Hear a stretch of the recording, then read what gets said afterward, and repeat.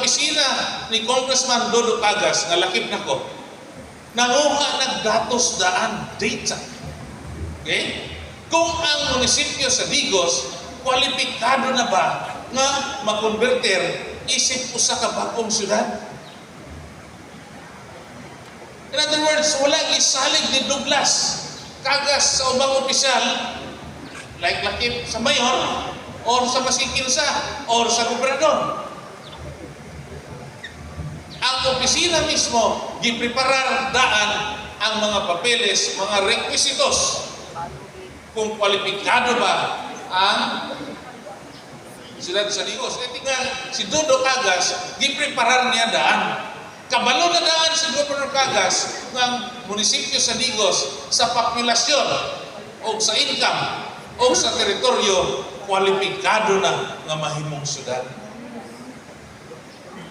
Dili pareha karong panahon na nga naay lungsod nga gustong himong syudad. In fact, sa datos sa Philippine Statistics Authority o sa Land Registration Authority o sa BLGF, usa lamang kalungsod sa Region 11 ang kwalipikado nga mahimong syudad. Unsa man ang Carmen.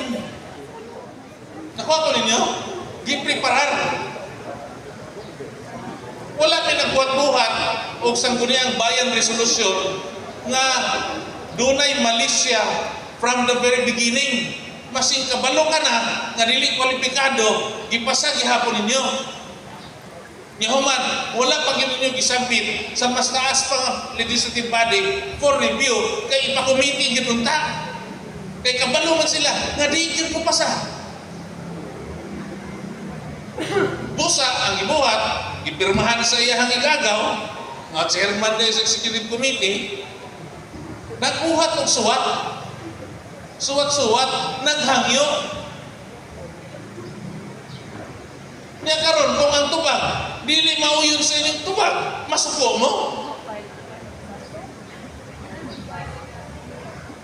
Mupahil ang kaso, daog-daogon ng mga sangguniang panlalawigan, hura-hurawon para ang kagustuhan nila masunod. Asa man tama na, morally o legally? Di nila kong discuss the specifics. If you are not qualified to become a city because of income, because of population, and because your territory is so large, that sa kadako sa imong teritoryo, nasa local government code ni. Tanawan ninyo ni. Basahan ninyo mali pa si Mark, di makubray. Okay?